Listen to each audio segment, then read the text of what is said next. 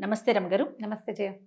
రమగారు, హ్మ్. నరదిష్టి, నరఘోష ఇలాంటి రకరకాల మాటలు వినిస్తూ ఉంటాము.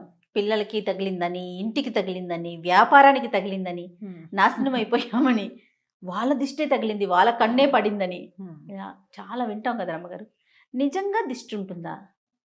ఇప్పుడు పిల్లలకైతే ఏదో మంగళవారమనో, ఆదివారమనో ఎండుమిరపకాయలు తిప్పేయటమో, ఉప్పో, కోడిగుడ్డో ఇలా తిప్పి పడేస్తూ ఉంటారు. హ్మ్.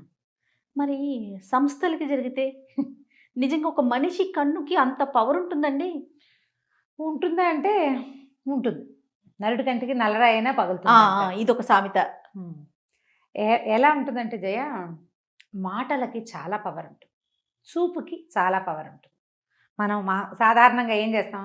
ఈ ప్రాణాయామాలు అవి చేసేటప్పుడు అవును. కాన్సంట్రేషన్ పెంచుకోవాలంటే ఒక గోడ మీద ఒక ఎర్ర చుక్క పెట్టి దానికేసి చూస్తూ ఉండండి అని చెప్తాం. ఆ! ఇది నేను చెప్పాను కూడా ఇదివరకు. చాలా మంది చెప్తుంటారు, పెద్దవాళ్ళంతా చెప్తారు. ఆ! ఆ పెద్దవాళ్ళ దగ్గర విని నేను కూడా చెప్తుంటాను. ఆ చుక్కకేసి అట్లా చూస్తున్నాం అనుకో, మొదట అసలు అది సూది మన పొడిచినంత చిన్న చుక్క కాసేపటికి పెద్దది అవుతుంది, ఇంకా పెద్దదైపోతుంది, తర్వాత కళ్ళంతా నిండిపోతుంది. చుక్క అంతే కదా ఉంది. మన కళ్ళకి ఏమైనా పవర్ ఉందా? ఏం లేదు. చూడగా చూడగా ఏమవుతుంది అది? పెద్దది. పెద్దదైపోతుంది. ఏదైనా చూసి ఎంత బాగుందో బాగుందో బాగుందని పదే పదే, ఇప్పుడు పిల్లల్ని ఎక్కడికైనా బజార్ తీసుకెళ్ళాం, నలుగురు మన ఫంక్షన్లకే తీసుకెళ్ళాము. అందరూ అబ్బో పిల్లాడు బాగున్నాడు బాగున్నాడు, భలే ముద్దుగా ఉన్నాడు, అబ్బో వీడు ఎంత యాక్టివ్, అట్లా 5-6 సార్లు 10 సార్లు అని అందరి కళ్ళు వాడు ఎటు టింగ్ టింగ్ అని ఎగురుతున్నాడు అనుకో, అందరు వాడికేసి చూస్తుంటారు. ఓ 2-3 గంటల తర్వాత పిల్లాడు కింద పడతాడు, లేకపోతే వాడు ఏదో ఎందుకో నస మొదలుపెట్టి ఇక ఏడ్చుకుంటూ ఉంటాడు, కన్ను తగిలేసింది పిల్లాడికి. అందరూ చూస్తుండేసరికల్లా ప్రతి వాళ్ళ కాన్సన్ట్రేషను ఒక విషయం మీదకే వెళ్తే అక్కడ ఒక డిస్టర్బెన్స్ ఏర్పడుతుంది. మానవ శరీరాలకి చుట్టూతో ఒక ఆరా ఉంటుందంటారు. అవును. చుట్టూతో ఒక చిన్న కాంతి వలయం ఉంటుంది. ఈ వలయం దెబ్బతినిపోతుంది. హ్మ్. దానివల్ల మనం దిష్టి తగిలింది అని చెప్తాం. ఇప్పుడు దాని నరదృష్టి. హ్మ్. ఎంత బాగుందో, వాళ్ళ అబ్బాయి ఎంత బాగున్నాడో అంటే, అదేం పిల్లాడమ్మా అలా ఉన్నాడు అన్నా కూడా దిష్టి తగులుతుంది. ఓహో! పిల్లాడు బాగులేదన్నా బాగున్నాడన్నా దిష్టే, ఓగున్నాడన్నా దిష్టేనంటారు. ఓకే. ఏమి బాగుండలే పిల్లాడు, ఏం బాగుండలేదు పిల్లాడన్నా కూడా దిష్టే. పిల్లాడు బాగున్న దిష్టే, బాగుండపోయినా దిష్టే. చూస్తూ ఉంటే జనం చూసిన కొందికి ఇబ్బంది వస్తుందన్నమాట.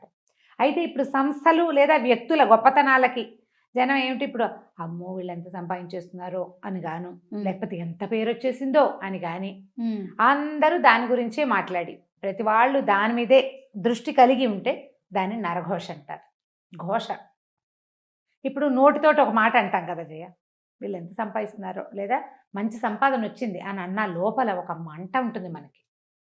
ఒక్కొక్క వ్యక్తిని బట్టి, వాళ్ళ మనస్తత్వాన్ని బట్టి. అవును. వాళ్ళది పాజిటివ్గా చాలా కష్టపడ్డారు, ఇవాళ పైకి వచ్చారు, 10 రూపాయలు తెచ్చుకుంటున్నారు అన్న మాట పైకి అన్నా కూడా లోపల అది ఉంటుందో ఉండదో, ఇంటెన్షన్ వేరేగా ఉంటుంది. లోపల ఉడుకుతోందనుకో, బయటికి వచ్చిన ఈ మాటలలో ఒక రకమైన వైబ్రేషన్ రిలీజ్ అవుతుంది.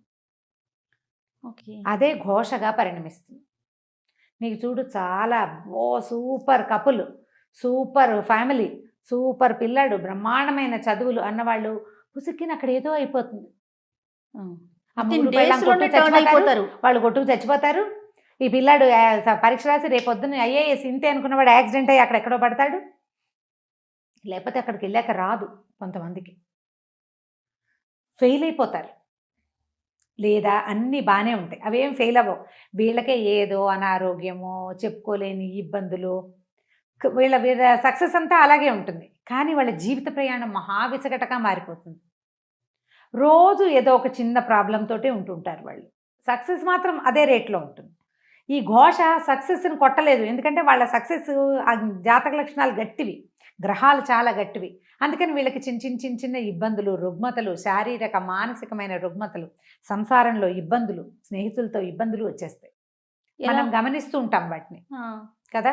అయితే వీటిని ఎట్లా చేసుకోవాలి అంటే పురాతన కాలం నుంచి వచ్చిన పద్ధతి అయితే ఉప్పుతో దిష్టి తీసుకోవటమే చెప్తారు. ఓకే. ఉప్పు నెగిటివ్ ఎనర్జీని తీసేస్తుంది. పిల్లలకి ఏం చేస్తాం, 2 గుప్పెలతో ఉప్పు పట్టుకుని ఇటు 3 సార్లు ఇటు 3 సార్లు తీస్తాం.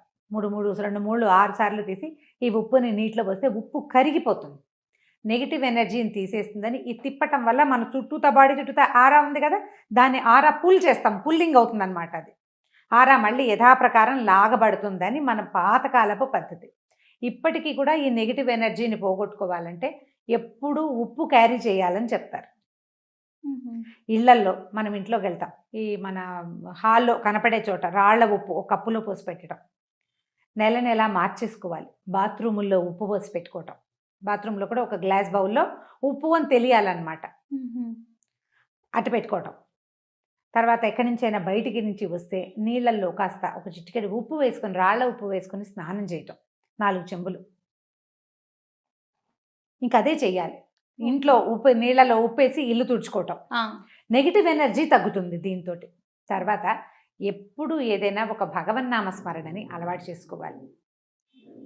అప్పుడు ఈ బయట నుంచి వచ్చే వైబ్రేషన్స్ని లోపల నుంచి వస్తున్న వైబ్రేషన్ ఫైట్ చేస్తుంది. సూపర్, బాగుంది కదా, చాలా బాగుందండి. ఏదో ఒక భగవన్నామ స్మరణ మన ఫోన్లోనే ఒక ఏదైనా ఒక శ్లోకమో ఒక స్తోత్రమో రింగ్ టోన్ లాగా పెట్టుకోవడం, సినిమా పాటలు కాకుండా. మన ఫోన్లో అంటే ఇలాంటి పరిస్థితి ఉన్నవాళ్ళు గాయత్రి మంత్రం అని నేను చెప్పను, నేను దాన్ని అందరూ ప్రొనౌన్స్ చేయడం మీద పెద్దగా ఆసక్తి ఉండదు నాకు. సాధారణంగా ఏదో ఒక మంత్రం, ఒక భగవత్ సంబంధమైన భజన, ప్రార్థన, అవతల వాళ్ళు మన ఫోన్ రింగ్ చేయగానే ఆ ప్రార్థన వినపడాలి వాళ్ళకి. వాళ్ళలో ఏదైనా నెగిటివ్ ఇంటెన్షన్ ఉన్నా ఈ ప్రార్థన వాళ్ళకి తగ్గించేస్తుంది. బాగుంది. మనకు కూడా మనం ఇప్పుడు వాళ్ళకి అది వినపడుతుంది, మనకు వినపడేందుకు ఒకటి ఉంటుంది కదా రింగ్ టోను, అది కూడా ఏదైనా అయితే ఇప్పుడు ఈ భగవన్నామస్మరణ పెట్టుకున్నాం అనుకోండి, అది మధ్యలో కట్ చేసినట్లు అవుతుంది మనం ఆన్ చేస్తే. అవునవును. అందుకని అది చెయ్యకూడదని చాలామంది భావిస్తారు. 2 నామాలు పెట్టుకోండి, ఏవైనా పాటలాగా కాకపోయినా ఫుల్గా 2 నామాలు పెట్టుకుంటే అప్పుడు వాళ్ళకి, అవతల వాళ్ళకి అది వినపడుతుంది, మనకి ఇది వినిపిస్తుంది. 2 రింగ్స్ వచ్చేసాక మనం ఆన్ చేసినా పర్వాలేదు, స్తోత్రం కాదు కదా. అవునవును. ఆ నామం పూర్తయ్యాకే ఆన్ చేయండి ఫోను. లేదా సన్నటి తంబురా శబ్దం పెట్టుకోండి. వీటి వల్ల ఏమవుతుందంటే ఈ వైబ్రేషన్ వల్ల అది కొంచెం తగ్గుముఖం పడుతుంది. ఉప్పు ఎప్పుడు పనిచేస్తుంది. ఇప్పుడు సంస్థల్లో సమస్య వస్తుంది, సంస్థల్లో కూడా ఆకుపచ్చటి చెట్లు, మనం ఇప్పుడు బోల్డెన్ ఇండోర్ ప్లాంట్స్ వచ్చినాయి కదా, ఆకుపచ్చటి చెట్లు, ఉప్పురాళ్ళు, ఈ 2 ఎప్పుడు మనుషులకి, లోపలికి వచ్చిన వాళ్ళకి బయటికి వెళ్ళే వాళ్ళకి కనపడేలాగా పెట్టించుకోవాలి. ఓకే. ఈ 2 చాలా కంట్రోల్ చేస్తాయి. నేనైతే గ్రీనరీ చాలా ఇష్టం నాకు. ఇప్పుడు ఒక దాంట్లోకి వెళ్ళినా కూడా పచ్చదనం మనకి బుద్ధికి నెగిటివ్ ధోరణిని రానివ్వదు. అవును అవును. ఇది చాలా బాగుంటుంది కదా. అక్కడి నుంచి లోపలికి వెళ్ళంగానే పోస్టర్స్ అవి ఇవి పెడతారా, అవి బాగా మంచి ప్రకృతి వనాలని వేటినైనా పెట్టడం, ఆ పోస్టర్లని ఏవో బొమ్మలు కాకుండా గ్రీన్ పిక్చర్స్ ఇలాంటివి పెట్టుకుంటే అదంతా కూడా నెగిటివ్ ఎనర్జీని తగ్గిస్తుంది. ఉంటాయి, ఇది లేదు అని అనడానికైతే వీల్లేదు. దాని ఎఫెక్ట్ ఖచ్చితంగా ఎంతో కొంత పడుతుంది. నమ్మం అనుకున్నారు మీరు, మాని నేను నమ్ముతాను, నేను చేస్తా. ఇప్పుడు ఒక గ్లాసులో ఒక కప్పులో ఉప్పు పోసి పెట్టినంత మాత్రాన ఏం నష్టం? అదే కదా, అంతేనా? మన ఇంట్లో 2 ఆకుపచ్చటి చెట్లు పెట్టుకుంటే మనకు లాభమే కానీ నష్టం లేదు కదా, మనకు మంచిదే కదా, గ్రీన్గా కనపడతాయి. అంతే. ఓ రాళ్ల ఉప్పు ఉంటుంది, ఓ వస్తువు అట్లా ఉంటుంది. ఎప్పుడు మనం షోపీసులు పెట్టుకోవట్లా బోల్డ్, ఇది కూడా పెట్టుకుందాము, ఏమైపోతుంది? ఇల్లు క్లీన్ అవుతుంది అనే సంగతి మనకు తెలిసిందే. చీమలు దోమలు కొంచెం తక్కువగా ఉంటాయి, చీమలు రావు పెద్దగా ఉప్పు పెట్టి తుడిస్తే. ఈ నెగిటివ్ ఎనర్జీ ఒకటి తగ్గిపోతుంది. ఇంట్లో ఏదైనా సరే చీకటి మూలల్లో చేరేటువంటి రకరకాల శక్తులు అవన్నీ బయటికి పోతాయి. చేసి చూడండి, ఒకవేళ మీకు ఇలాంటి అనుమానం ఉంటే కనుక చేసి చూడండి. ఇంకా ఏవో కొత్తవి చేయొద్దు, మన పురాతన కాలం నుంచి మన ఇళ్లలో తాతమ్మలు మామలు చేసే పద్ధతే రైట్. ఇంకా పెద్ద పెద్దవి పెట్టద్దు, ఇంత మటుకు చేసుకుందాం, పనిచేస్తుంది బాగా. అది బాగున్నాయి రమ్మ గారు, టిప్స్ మాత్రం చాలా బాగున్నాయి. అన్నిటికన్నా ఏదన్నా భగవన్ నామస్మరణ అన్నారు చూడండి, అద్భుతం. అది మనకి మనం చేసుకోవటం అంతే. ఎట్లా ఇప్పుడు కూర్చుంటున్నావు, రామా అని కూర్చోటం, లేస్తావు కృష్ణ అనిలే.